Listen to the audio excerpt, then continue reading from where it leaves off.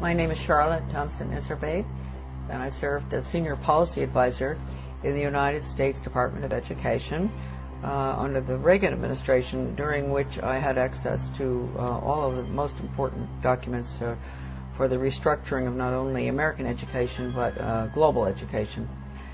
And I'm also the author of The Deliberate Dumbing Down of America, which gets into all of this, gives the background of what I saw not only in the Department of Education but as a local school board member. I was trained to identify the resistors to the sex ed, drug ed, alcohol ed, suicide ed, death ed, those good, smart Americans who realize that anything that has education hanging off the end of it is probably not what they're looking for.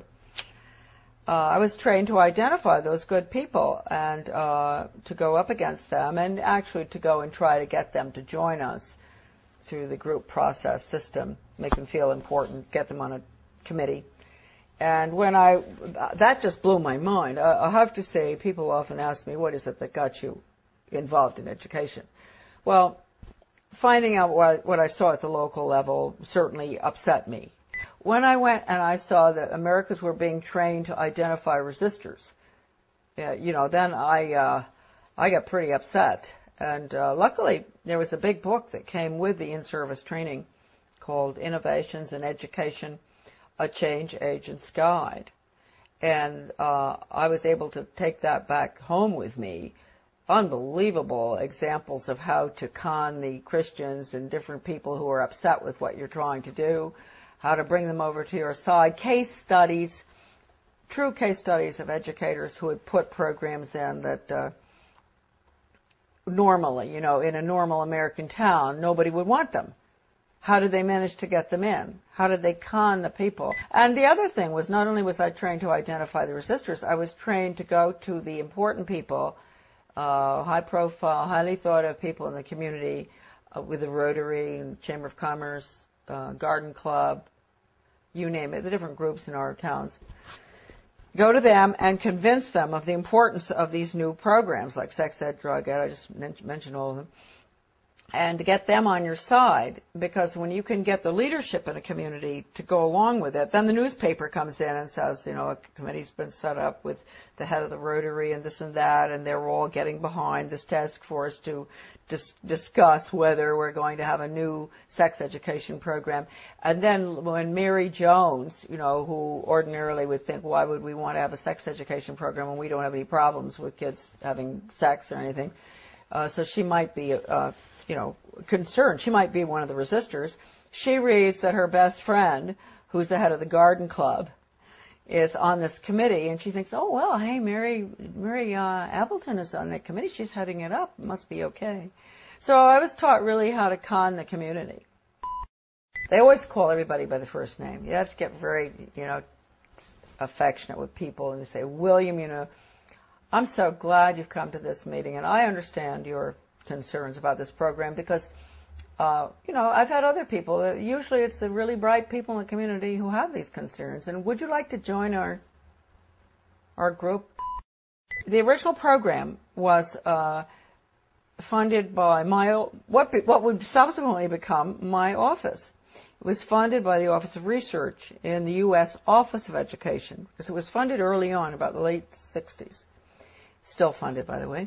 And the money went to the University of Michigan in Ann Arbor to a professor by the name of Ronald Havelock. And he was the one that put together the whole training, the whole seminar, the book. And in the back of the book they admitted it. Right in the back of the book, they had about 100 major change agents listed from all over the country. Some of them I recognize, some I still don't, but some I do. And so this was a very important project. And it was being carried out I'm sure, all over the country, not just where I was. This was in Searsport, Maine, this lovely little town on the coast of Maine, in the school there where the guy came in, the facilitator, not Professor Havelock, but a facilitator, to train us. And these were good people that were there. They were some of the teachers from my school, where I was on the local school board, principals, etc. Normal-looking Americans. You really ask yourself, they must themselves have reacted very much the way I did. That's why I've always had a lot of understanding for teachers that have to go through this stuff. I didn't have to continue going through it. They've had to, through the years, constant training, retraining, sensitivity training, break their values. Right, no wrong. You've got to have all religions represented, so, tolerant of everything, and because that's the New World disorder, excuse me. Professor Benjamin Bloom is probably the most important behavioral psychologist ever to live. I mean, maybe not quite as much as Pavlov and Skinner, but he really implemented the system in education in the United States. And he was the author of the Taxonomy of Educational Objectives. And I know that doesn't mean much to us. It means a lot to teachers. They know. All teachers have to go through that, Bloom's Taxonomy. And just to give you an idea of how blatant they are, Benjamin Bloom said the purpose of education, and I often say this to parents, really, listen to this. You think the purpose of education is reading, writing, and arithmetic? The purpose of education is to change the thoughts, actions, and feelings of students. And then he goes on and he says, he defines good teaching, and this is even worse from the parental standpoint, as challenging the student's fixed beliefs. And then, in some of his works that I have, they're in my book, a lot of this stuff is in it. When he says challenge, does he mean challenge or does he mean change? Change their fixed? Yeah, through challenging.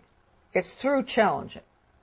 You go up against them, and you change them. And you asked a good question, because then he goes on in one part of the taxonomy that is in my book, he says that he can take a student from here to there, from a belief in God or his country or whatever, to being an atheist and not believing in his country in 1 hour. Did he do that? Oh, yeah, he does it. And I've seen it with students. I've seen it with young people. And they don't even know, and teachers don't even know. That's why if you talk to teachers about it often, they'll really have an awfully hard time dealing with it. And if you go up to a superintendent, an educational administrator, superintendent or whatever, and you ask him or her, have you ever been through sensitivity training?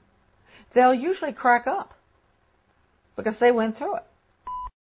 They're the worst, those programs. I've been through them. I mean, how can anything be worse than some of the ones that the regular classroom has? But they're the worst. What do they teach the children? To bring about change. They put them through role-playing, psychodrama, all these psychological techniques where they play the part of starving children and the other one plays the part of a very wealthy industrialist child. And, they bring about the attitude and value change through the emotions. You know how young people are. They're naturally very altruistic and they want to help and they don't like to see poverty around the world. And so what they'll do is, just like I think I mentioned to you earlier, all right, I don't know whether I did, going into the teacher putting in the new social studies program in our community and walking through, taking the little tots through town and identifying big rich people's houses and small poor people's houses. That's a perfect example of what I'm talking about. Getting them young and making them feel sorry for the people who live in the trailer across from the captain's house because they only eat hot dogs, not steak. And then they'll do the same thing with Ethiopia or wherever, some third world country, showing them the children dying, and then they'll show pictures of our affluence. And what do you eat for breakfast? Oh, you have eggs and bacon and cereal and orange juice and grapefruit and everything. Yum, yum, yum. Do you really think it's fair? Common unity. That's what we call it. Common unity. It is no rule for the individual in the community. And for everything that goes on in the Soviet Union, or communism, is based on the community, the commune.